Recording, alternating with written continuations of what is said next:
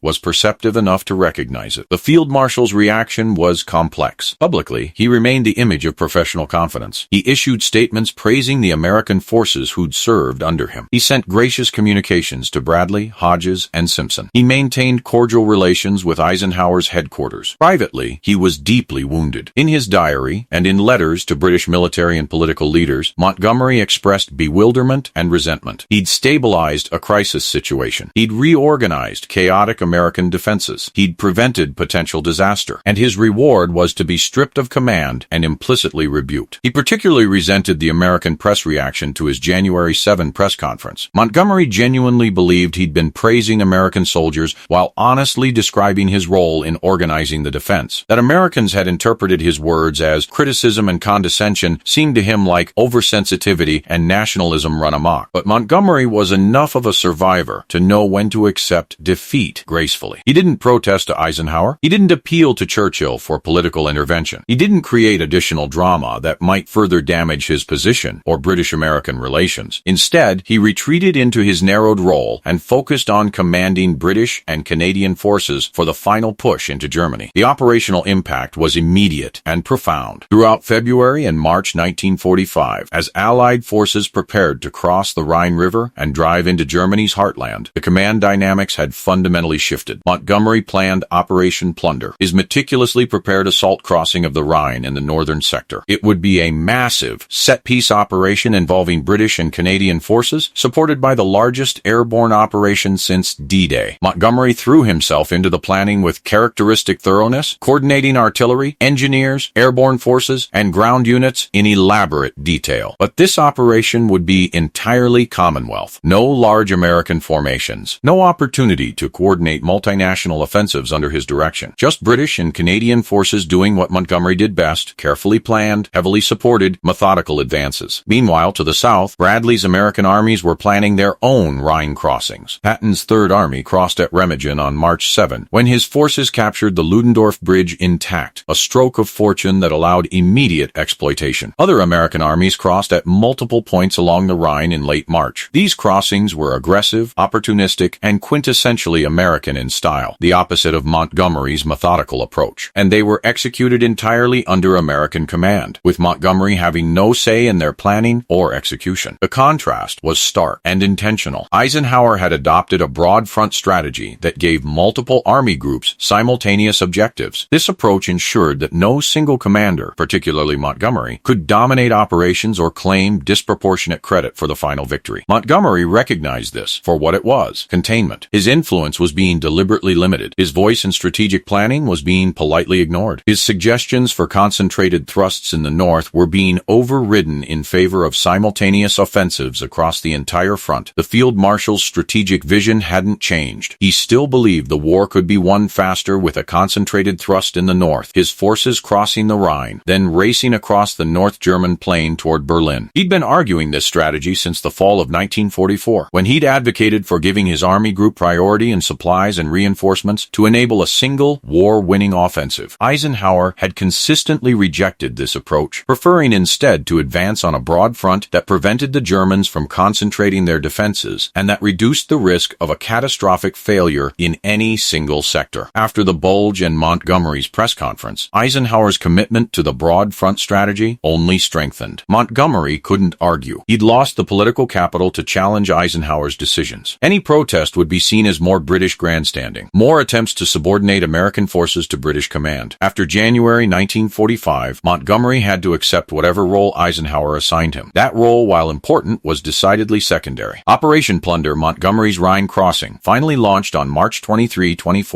1945. It was a technical masterpiece. Massive artillery preparation, elaborate deception plans, airborne assault, amphibious crossings, all coordinated with Montgomery's trademark precision. The operation succeeded. British and Canadian forces established a firm bridgehead across the Rhine, then began advancing into northern Germany. Montgomery's troops fought with their usual professionalism and courage, clearing the approaches to Hamburg and Bremen, liberating the Netherlands, driving toward the Baltic coast. But these achievements were overshadowed by American successes elsewhere. Patton's forces were racing through southern Germany. Simpson's Ninth Army, now back under Bradley's command, was driving toward the Elbe River. The encirclement and reduction of the Ruhr pocket involved primarily American forces. The narrative of the war's final weeks was overwhelmingly American. In newspapers, in radio broadcasts, in the public imagination, American generals were winning the war. Montgomery was relegated to footnotes and secondary storylines. For a man whose ego had driven so much of his behavior, this marginalization was deeply painful. Montgomery had been Britain's most celebrated general since El Alamein in 1942. He'd commanded the British forces that liberated France and Belgium. He'd been briefly the most famous Allied general after Eisenhower himself. Now in the war's final chapter, he was being written out of the main narrative. The American generals noticed Montgomery's diminished status with varying degrees of satisfaction. Bradley, still resentful over the Bulge command situation, made sure Montgomery's input on operational planning was minimal. Patton, never one for subtlety, openly dismissed Montgomery's cautious approach and celebrated American dash and aggression. Even Simpson, who'd actually gotten along well with Montgomery during their brief time working together, recognized that the political situation made close cooperation impossible. American commanders maintained professional relations with Montgomery's headquarters, but the warmth and mutual confidence that should characterize alliance warfare was conspicuously absent. Churchill watched this situation with concern but limited ability to intervene. The Prime Minister understood that Montgomery had created his own problems with his press conference and his history of difficult relations with Americans. Churchill could protect Montgomery from outright dismissal, but he couldn't restore the Field Marshal's influence or authority. In private conversations, Churchill gently suggested to Montgomery that greater tact and diplomacy with the Americans might be advisable. Montgomery, characteristically, believed he'd done nothing wrong and that American oversensitivity was the real problem. This inability to recognize his own role in the crisis was perhaps Montgomery's greatest failing. He'd always been convinced of his own military genius and had little patience for those who questioned his methods or challenged his authority. In a purely British context, he could get away with this arrogance. In a coalition context, especially one where American power was becoming dominant, such attitudes were disastrous. By April 1945, as Allied armies were overrunning Germany from all directions, Montgomery's role had been reduced to what it had always realistically been: commander of British and Commonwealth forces in northwestern Europe. Capable, professional, accomplishing his assigned missions, but no longer attempting to direct the overall Allied strategy or command American forces. The surrender of German forces in his sector on May 4, 1945, a day before the general German surrender, gave Montgomery a final moment in the spotlight. He conducted the surrender ceremony at his headquarters with appropriate dignity and gravitas, accepting the capitulation of German forces in Holland, northwest Germany, and Denmark. But even this moment was slightly diminished. The general German surrender to all Allied forces came the next day at Eisenhower's headquarters. The war's final, climactic moments centered on the American Supreme Commander, not the British Field Marshal. Montgomery had begun the war in 1940 as a relatively junior general. He'd risen to fame and glory through North Africa and Sicily. He'd commanded the ground forces for D-Day. He'd been, briefly, the most powerful British military figure since Wellington. But he'd ended the war marginalized and contained, his influence carefully limited by an American Supreme Commander who'd learned not to trust him with American soldiers. It was a silent demotion, never officially acknowledged, never publicly announced, but it was complete and irreversible. Montgomery would receive his accolades after the war. He'd be promoted to Field Marshal, receive honors and titles, write his memoirs, but he would never again command American forces, never again direct multinational operations, never again hold the kind of authority he'd briefly possessed during the Battle of the Bulge. The lesson was learned, and the verdict was final. Section 7. The lesson Eisenhower learned and enforced. The war in Europe ended on May 8, 1945, with Germany's unconditional surrender. Allied armies occupied Berlin, Vienna, Prague. The Third Reich, which Hitler had boasted would last 1 1,000 years had collapsed after 12 years of tyranny and 6 years of catastrophic war. But for Dwight D. Eisenhower, the victory was more than military. It was validation of a command philosophy that had guided him through 30 months of coalition warfare, unity of command, respect among allies, subordination of ego to mission. The Montgomery episode, from the emergency command transfer in December 1944 to the final restoration of American control in January 1945, had tested that philosophy to its limits. But it had also proven its essential correctness. Eisenhower had learned lessons from this crisis that would shape his thinking for the rest of his life. Lessons about leadership, coalition warfare, and the delicate balance between military necessity and political reality. The first lesson was about trust. Eisenhower had trusted Montgomery with American armies during an emergency. That trust had been based on military competence, Montgomery's proven ability to organize defenses, coordinate operations, and manage large formations in combat. But military competence, Eisenhower learned, wasn't sufficient. Coalition command required something more: political sensitivity, cultural awareness, and above all, respect for your allies' pride and dignity. Montgomery had lacked those qualities. His press conference had demonstrated a fundamental failure to understand how his words would be received by Americans, not just by generals and politicians, but by ordinary soldiers who'd bled in the Ardennes snow. The lesson: competence without wisdom is dangerous. Technical skill without emotional intelligence creates more problems than it solves. In coalition warfare, the best tactical commander isn't necessarily the best choice for coalition command. Eisenhower would apply this lesson throughout his later career. As NATO's first supreme commander in the 1950s, he prioritized building consensus and maintaining alliance cohesion over any individual nation's preferences. As President of the United States, he understood that international relationships required constant attention to allies' sensitivities and concerns. The second lesson was about the relationship between military operations and political realities. Eisenhower had made the December command transfer for sound operational reasons. Bradley's headquarters was isolated, Montgomery's wasn't. Therefore, Montgomery should temporarily command the northern armies. But operational logic doesn't exist in a vacuum. Every military decision has political implications. Every command arrangement sends messages about relative power, competence, and authority within an alliance. The political backlash to Montgomery's command of American armies had taught Eisenhower that even operationally sound decisions can become politically unsustainable if they're perceived as disrespectful or humiliating. The lesson: political considerations aren't distractions from military operations, they're integral to them. A military solution that creates political problems isn't really a solution. Command decisions must account for morale, national pride, public opinion, and alliance dynamics, not just tactical efficiency. Eisenhower would internalize this lesson so thoroughly that it became central to his understanding of strategy. Military power, he came to believe, was ultimately about achieving political objectives. If your military operations undermined your political goals, even if they were tactically brilliant, you'd failed at the strategic level. The third lesson was about the limits of compromise. Throughout 1944, Eisenhower had tried to balance British and American interests, to give both Montgomery and Bradley opportunities for glory, to maintain harmony through careful diplomatic management of competing egos and national sensitivities. The Montgomery crisis taught him that sometimes compromise isn't possible. Sometimes you have to make a clear choice and accept that one party will be unhappy with the result. When Eisenhower transferred American armies back to Bradley's command, he knew Montgomery would be hurt and British pride would be wounded. But he made the decision anyway, because the alternative, continued American resentment and political crisis, was worse. The lesson: leadership sometimes requires accepting that you can't make everyone happy. Coalition command means managing tensions, not eliminating them. The goal isn't universal satisfaction, it's achieving the mission while maintaining sufficient cohesion to continue operating effectively. This understanding would shape Eisenhower's later leadership style. As president, he became known for seeking consensus, but also for making firm decisions when consensus proved impossible. He'd learned in the snows of the Ardennes that indecision in the name of harmony could be more damaging than clear decisions that disappointed some parties. The fourth lesson was about the importance of quiet leadership. Eisenhower's handling of the Montgomery situation was remarkable for what he didn't do. He didn't publicly rebuke Montgomery. He didn't make dramatic announcements. He didn't turn the command transfer into a confrontation that would force everyone to choose sides. Instead, he acted quietly, systematically, and professionally. He transferred American armies back to American command through a series of operational orders that could be justified justified on purely military grounds. He maintained public courtesy toward Montgomery while privately making clear the limits of future cooperation. The lesson: effective leadership often means solving problems without creating drama. Public confrontations might satisfy emotional needs, but they usually make situations worse. Quiet, professional correction achieves the goal while giving everyone involved a way to save face and move forward. Eisenhower's temperament was naturally suited to this approach, but the Montgomery episode reinforced its value. The quiet demotion accomplished everything a public firing would have achieved, removing Montgomery from authority over American forces, sending a clear message about acceptable behavior, restoring American command without the alliance-shattering drama a confrontation would have caused. The fifth lesson was about the nature of coalition warfare itself. The Western Allies won World War II, not because they had a single brilliant commander or a perfect strategy, but because they maintained enough unity to concentrate overwhelming force against Germany despite constant internal tensions. British and American strategic visions differed throughout the war. Personalities clashed. National interests competed. But the alliance held because leaders like Eisenhower, Churchill, Roosevelt, and Marshal prioritized coalition maintenance over perfect tactical solutions. Montgomery's mistake had been to prioritize his own glory over alliance cohesion. Eisenhower's response had been to prioritize alliance cohesion over any individual's feelings, including Montgomery's. The lesson: in coalition warfare, the coalition itself is a weapon. Maintaining it requires constant effort, compromise, and willingness to subordinate individual preferences to collective goals. Leaders who threaten coalition unity, no matter how militarily talented, must be contained. This understanding became central to post-war Western security architecture. NATO, the alliance Eisenhower would later command, was built on the principle that maintaining coalition unity was more important than optimizing military efficiency. Better to have a somewhat less efficient alliance that stayed together than a perfectly organized force that fractured under stress. The final lesson was personal and perhaps most important: leadership means making hard choices with incomplete information and accepting responsibility for the consequences. When Eisenhower placed American armies under Montgomery's command in December 1944, he couldn't have known how Montgomery would behave afterward. When he removed them in January 1945, he couldn't have known whether this decision would irreparably damage British-American military cooperation. He made both decisions based on his best judgment of what the situation required. He accepted that either decision could have been wrong. He took responsibility for both. The lesson: leadership isn't about being right all the time. It's about making decisions, learning from results, and adjusting when necessary. Eisenhower's willingness to correct his December decision in January, despite the political complexity involved, demonstrated mature leadership that valued outcomes over ego. This capacity for self-correction would serve Eisenhower well throughout his post-war career. He'd make mistakes as NATO commander and as president, but he showed consistent willingness to adjust course when circumstances changed, or when his initial judgments proved incorrect. The Montgomery episode became a case study that Eisenhower would reference in his memoirs and reflect on throughout his life. It represented coalition warfare at its most challenging military emergency, complicated by personality conflicts, national sensitivities, and political pressures. That Eisenhower navigated this crisis without shattering the alliance, without losing the war, and without irreparably damaging anyone's career, including Montgomery's, testified to his skills as a coalition commander. Montgomery went on to a distinguished post-war career. He became chief of the Imperial General Staff, Britain's top military position. He served as NATO's deputy supreme commander under Eisenhower. He received accolades, honors, and historical recognition for his wartime achievements, but he never again commanded American forces. That door, closed in January 1945, never reopened. Bradley, Patton, and the other American commanders remembered the Bulge not as a crisis that required British rescue, but as an American battle won by American soldiers under American command, with a brief and ultimately unnecessary British interlude. The historical narrative that emerged emphasized American resilience, American courage, and American victory. Montgomery's role was acknowledged but minimized. The press conference that had seemed so important in January 1945 became a historical footnote, remembered mainly as an example of poor judgment. For Eisenhower, the entire episode validated his approach to leadership and command. He'd preserved the alliance while protecting American interests. He'd corrected a problematic situation without creating a worse one. He'd enforced standards of behavior without destroying careers or relationships. Most importantly, he'd kept his eye on the ultimate goal, defeating Nazi Germany. Personal conflicts, feuds, national rivalries, and command controversies all mattered, but they mattered less than winning the war, and the war had been won. In the end, Eisenhower's removal of 300,000 American soldiers from Montgomery's command wasn't about punishment or revenge. It wasn't even primarily about Montgomery's press conference, though that had been the catalyst. It was about enforcing a simple principle. In coalition warfare, respect flows both ways or it doesn't flow at all. Allies must trust each other, value each other's contributions, and treat each other with dignity. Leaders who violate that principle, regardless of their military brilliance, cannot be allowed to endanger the alliance. Montgomery had won battles, but Eisenhower had won something more important. He'd maintained the coalition that won the war. And in January 1945, facing the choice between one general's pride and the alliance's unity, Eisenhower had made the only choice a supreme commander could make. He'd chosen unity. He'd chosen respect. He'd chosen the principles that made victory possible. Montgomery never fully understood this. To the end of his life, he believed he'd been treated unfairly, that American oversensitivity had cost him the recognition he deserved. But history's judgment has been kinder to Eisenhower's approach than to Montgomery's ego. The Allied coalition that won World War II, that rebuilt Europe afterward, that formed NATO and secured Western security for decades, that coalition survived because leaders like Eisenhower understood that armies win battles, but alliances win wars. And alliances require more than military genius. They require wisdom, humility, respect, and the willingness to subordinate personal glory to collective success. Montgomery was a great battlefield commander, but Eisenhower was a great coalition leader. In the winter of 1944-45, when those two visions of leadership clashed in the snows of the Ardennes, Eisenhower's vision prevailed, and the alliance survived to win the war. The end.